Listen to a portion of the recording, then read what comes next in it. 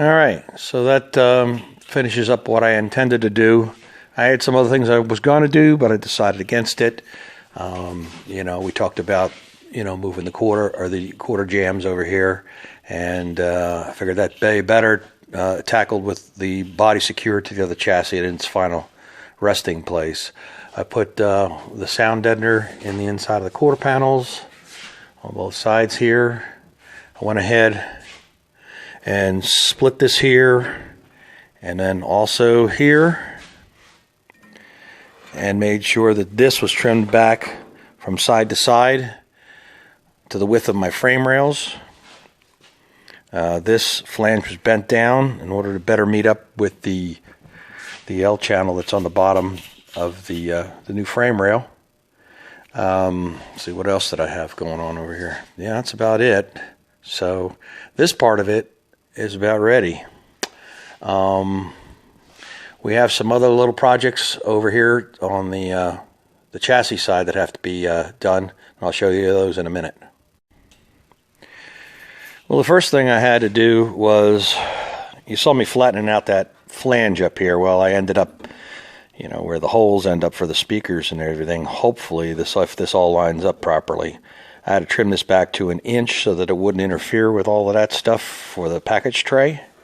I also added a 1 inch by 1 inch 049 wall piece of tubing to the bottom side, and I rosette welded it, plug welded it through the top to give this a bit of strength over here, because neither this nor the package tray itself has a lot of strength. When they're welded together they will, but this just gives you a little bit more to depend on. Also, I took and capped off the tops of these wheel holes where I had trimmed them level. So this is just welded up solid with a sheet metal cap. And I came down the side where you could see that it's angled. This is straight up and down, even with the pinch weld right here on this flange. And then it leans in right here. This is where the fuel neck came out originally. That'll be one of the bigger challenges, is how I'm going to route that, because of using the Dodge Charger, the standard location. And then when you use the Challenger fuel neck, there's some difficulty there because the profile of it, before it narrows down to the 1 inch tube that it ends up being, is pretty long, especially with the cap. You have to make sure that it's clear of the decorative cap that goes on to the Charger quarter panel top. So you have to drop that down so that you'll actually be able to drop the actual gas cap down in below that. And so that drops it even lower. And so that profile is pretty long, and it has to turn and then has to go over top of the tire and then back down along the inside of the inner wheel tub. What I did with my Daytona was I didn't even try to go that route. I came in on the inside here and came around. This way I could put a level on it and make sure that the tube was heading downhill at all times. And then I tucked in through a hole on the side here, and then used a small silicone hose to attach my metal fuel tube to the rest of the fuel tube that continued down to the fuel tank. I didn't like doing that, bringing the fuel tube into the interior of the car, essentially. That's what you're doing, because this is not really a firewall, it's just the back of the seats. So the fuel tube is inside the car. Well, not ideal. Of course, you can see the stock location is that they have it's outside. It's between the outer skin and the inner skin, but not inside the car. So I'm going to try and see if I can keep it contained on the outside again, but we'll have to see what the tire clearances are for that, and that's going to be a challenge because it's going to be a confined space. I may end up having to cut out a large portion of this so that I can work from the inside of the trunk. Don't know yet. We'll find that out. Meanwhile, what I have to do here is put a flange on here right now, or at least make a flange that will go on there, because I can't access this easily with the body on the car. These projects are much easier with the quarter panels off the car, which is usually when you get one of these bodies, it's a pretty bad example of a Charger body and usually has bad quarter panels, and you're eventually going to cut them off, in which case you can address the inner wheel tubs and what you're going to do to connect them to the new quarter panels. You could take the quarter panel on and off and fit everything up really nicely. Well, we already have the quarter panels on the car, so I won't be able to do any of this detail work after the fact because I'm not dropping out the suspension of this car. So I have to work around the hubs and everything, which is very difficult. So I'll be adding a flange to that, and I'll show you how that's going to look in a minute here.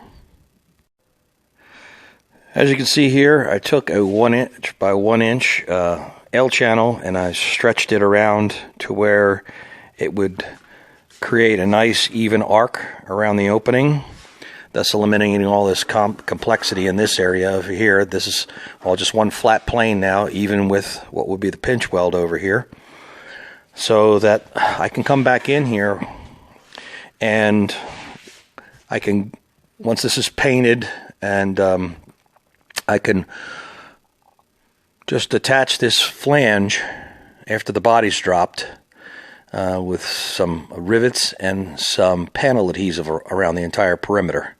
What that does for me is it gives me a really nice, neat, even start point for my outer wheel tubs, which you can see by an example here. This is just a piece of flat sheet metal rolled, and that'll work its way right out to the body.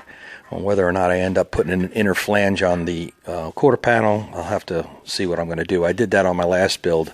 It's pretty complicated, but we'll see if we can do that. But anyway, this gives me a nice even surface to deal with, and it's in this direction to where I can easily work with it. It'll be a little bit difficult getting the rivets in and getting it all glued up, but it's in an awkward position to try and weld it up, so that's how I'm going to be attaching that rim. Over on this side of the car is a little bit more complicated because I had to leave this charcoal canister in here because I couldn't get it free. I got it free on my last build, no problem. This one doesn't want to seem to release. But anyway, that's neither here nor there. I just went ahead and made a cap for this side. This one's just riveted in with panel adhesive holding it in place to finish off the top of that. Now I have a rather complex issue of trying to create a boxing that will enclose this part of the canister, which extends beyond with a pinch weld. So this will be a little bit of a problem. Like I said, I would rather have this out of the way when I drop the body because I'll have to keep going back and forth and pulling the quarter panel out to get it around this canister. But in the meantime, I'm going to make a first I'm going to reconcile this angle here with a piece of a flange going across here, so that this is creates a straight plane here. The next thing I'll do is I'll create a cap that goes over top of this whole area, followed by a fascia that encloses this area. Once I have that fascia, I will continue the arc of the wheel well over this way in that fascia, and then I'll put a series of flanges on that to create the same thing that I have on the other side, which is a nice flat surface to put my outer wheel tub to. Also, what I'll have to do is create a little boxing that juts out to accommodate this module that bolts to the inner side here, that also allows for me to unplug it. So I'll have to make the box long enough to where I can pull this plug out. I'll show you that when I'm finished with it. Well, you could imagine trying to build this up inside the wheel hole, working around the suspension. So what I ended up doing, as you can see, is first I made this piece. There's a bent flange in both directions to compensate for the angle, creating a parallel line here, or something that's directly in line with the pinch weld, as you can see right there. Then I came across with a piece that had a flange bent up 1/2 inch and then down 1 inch, and I bent that around to match that shape. Then I added a face piece. Then I added a flange around the whole perimeter of that box. Then I continued on by adding the flange similar to the other side. But down here, I ended up having to make a small box also with a flange. So it creates a recess in this wheel tub. And then I finished out with a small piece over here. And as you can see, it creates a reconciled wheel arch that I could use a very simple panel to go around and make my outer wheel tub extend out to the car. Again, all of this is just clecoed on temporarily. It'll come off and get out of my way while I do the body drop. Later on, hopefully I'll be able to get up there with some panel adhesive and some rivets and put these pieces in. So I'll have something nice to attach to that'll make it just a little bit easier. Well, it's that time. Start dropping it down and start to see if I have anything that's miscalculated or interfering or any of the problems. So I'll cut you back on whenever I either run into a problem or have it all the way down on the chassis. All right, with the first drop, this piece that I put in here to strengthen up this sidewall, it turns out this tapers back in this direction here, and it's running into that piece. So it's keeping the whole body from moving forward. So it's sitting up about an inch high over there, so it needs to slide forward and back down. So that's the first interference issue I have. And the other interference issue I have, I can see right now, is just a little bit more material needs to be removed from this area here because it's sitting down hard here. And this is the steering column brace. I got to slot this out here about an inch to allow clearance for it to drop down there because it's also hitting hard there. We're going to start with that and see where it gets us. Just so you can see, this is the modification I'm doing right now. This outer edge of this piece was preventing this thing from moving forward to where it needs to go. So I just cut an L-shaped piece out, left an L-shaped piece there. Should allow it to move about 3/4 of an inch forward. I think I only needed about 1/2 of an inch. Anyway, that's the modification, first modification. There's other things going to have to be trimmed up here, but we're going to see what happens with this. If you'll recall, I gusseted this area right under the windshield bed in order to clear as much as this is possible. But there's a hard corner formed right here. You can see it right here. I've pulled back this sheet metal, but it needs to go in further. So I'm going to take a good size piece out of here, that based on the fact that also that it interferes up here. I'll be taking some more out of here. And then also I'll be taking a little bit of metal out of here to try and fold this metal over. Okay, the exciting part's done. It's down. Now there's a little whittle in here, a little whittle in there. Tune everything in. I'm going to have to put a 3/16 inch spacer between the two cars. The old car is a little bit wider by about 3/8 of an inch, so I'll put a 3/16 spacer between the pinch welds. This is where the package tray ended up. I was about roughly 3/8 of an inch off on my, I was planning for this to meet this edge, but after jostling it around, the wheels look like they're a little bit far forward, but as I said, as this car squats, as you add weight to it, the wheels are going to start to travel backwards. In the case of my car, 3/4 of an inch. So this doesn't scare me. What scares me is what it'll eventually be back here, because this is where my car has a tendency, when you hit a really big bump, it'll make a little scraping noise right there because of the way the body crosses over. All the new cars, body doesn't cross over the tire like that. They're all out beyond the tires. But these old cars had a little more character. Of course, they had tiny little roller skates up underneath there for wheels and tires, so there wasn't any issue. My other big issue is going to be how these wheels and tires turn out with the stock fenders, and if I have to do any modification to widen them out a little bit to try and accommodate the turnout on the front tires. Anyway, there was a little bit of an issue with the this side over here, the rocker and the door jamb where it's welded together here. It's a little bit of a mess. This is actually not far enough forward. I've got to cut this loose basically and spread this out a little bit.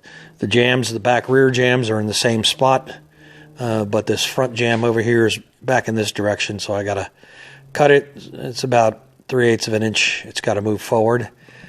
And then I'll have to start figuring out what I want to do as far as how quickly I want to attach this. Anyway, that's where she sits right now. So here's what I was talking about as far as the travel of the suspension, how it wants to, as you reduce the weight off the vehicle, the suspension, the independent suspension wants to travel forward. Now you saw before that I had probably 1/2 of an inch, 5/8 of an inch between the front of the tire. And as I would put more weight on this, add the deck lid, seats, all the stuff that goes in the back of the car normally, this tire will slowly move. As the car settles down, the tire will move to the back. But I have to provide for the situation where you're going to be having this thing up on jack stands and changing the tires or working on the brakes or whatever, and you're not going to be able to get the tire off if this is the situation here. So I'm going to have to sneak the body forward just a tick more. It's either that or I'm going to have to dog out these wheel holes just a little bit. I'd rather just shuffle a little bit farther forward and see if I can't maintain these stock wheel openings. I don't know that that's going to be possible, but I'm going to give it a try. Okay, I've got the car up on jack stands now so that I can level the car back out. We don't want to weld this body to this chassis with any kind of a twist in it, because this is all relying on itself, the body combined with the chassis, to keep everything square and not torqued. Before I start boxing it in, I just wanted to show you a couple of things that I was talking about early in the build that might not have seemed clear. As you can see now that the two cars are together, you could see the original side firewall of the Challenger and how it goes up vertically here. And it actually caused a little bit of a problem up here. The top sheet metal had to be bent over to finish dropping this body down. But you could also see how I moved my mounting bolts for the dash substructure inboard of this panel, where they were on the outside over here on the door jamb. And I moved them to the inboard side, and then also at the top how I cut a taper in it and almost to this pipe that protrudes over here and cut off all of the excess on the top over here also. Now, if you want to service this dashboard, you'll be able to just take these two bolts out and pull this frame out like you normally would be able to pull it out under a stock situation. But that just goes to show you how different this pitch is on these two door jambs. And over on this side here, you could see, I've done something a little bit different here. I've left these inner panels in, the inner door panels for the, let me get back here. These are the Challenger door panels, and you could see the difference in the pitch here also. Now these are going straight up and down.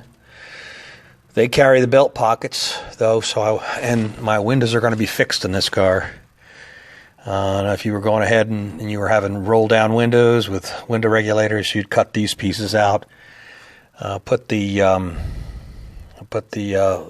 the old style stock 68 Charger inner door panels in there, and then remap. That's side impact sensor location, and that is one also. Plus, you would remap the location for your belt pockets onto that panel. Anyway, since we're having stationary windows here, I decided just to go ahead and leave these panels in. It's a little less work there for me that way. Anyway, I just thought I'd show you the differences there. There you go again. That's the difference, how much that leans inwards by comparison to those panels. As I mentioned before, there was a 3/8 of an inch difference in the width of the new car relative to the old car. And rather than to try and force these pinch welds together. I just put a piece of 3/16 inch steel in between the pinch welds on both sides, kind of let it lay in there relaxed. And now I'm getting ready to address this little confusing area right here. And what I've done is I've made this piece just a bend over here so that I could shrink the edge and get it to contour. And it's just going to fit on the inside. Just like that, and it'll just dress out those openings. And I'll put some plug welds in here, and then that just finishes that out kind of nicely. It ties it into the vertical side firewall here, and then I'll close all this out. Alright, so this is what it looks like with the transition welded in, just so you can see that. I don't know if you can see all that, but there you have it. So the next area I want to fabricate a transition piece for is right in here. Before I do anything, I have the car set up on 4 jack stands, which means that the engine weight is way out here. I want to simulate it being on its the weight of the tires. So what I've done is I've jacked up the front clip right from the center in the front here, just to lift it off the jack stands to see if there was any movement, to see if this flexed up at all, and there wasn't. But just to be sure, you never can tell, depending on how much structure you take out of these cars. This still could pivot or hinge like that, but apparently this is tied in well enough that that's not doing it. But anyway, just to double check. All right, I just took a piece of 60,000 steel, I bent it up, and I just started whittling away, and you can see it creates this filler piece right here. And so I'm getting ready to, before I weld it in, I wanted to show you what that looked like. And that little transition, there's a little round over at the bottom that fits into this area over here. And I left it run wild at the top because I'm going to trim that all level off and plate that up too.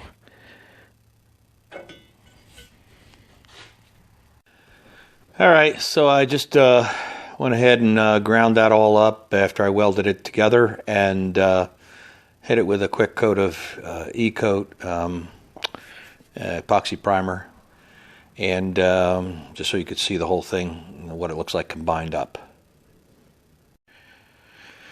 The next area that I'll be reconciling will be this lower portion here. I'm going to trim this off and make this profile the same as this. This is where the fender is going to come down in this area. You see, this is the end of the rocker. So that's the profile that the fender is going to take. So it has to clear all of this material, has to be taken out, and then it all has to be neatened up. So that's the area I'll be dealing with next. All right, so I'm done with that little bit of remodeling, and that's about where I'm going to leave it for this week. Just in case anybody's curious, these videos represent roughly about 25 hours worth of work each, as far as the labor is concerned, as far as each stage of this is going. Just in case you were curious as to how long all this has taken.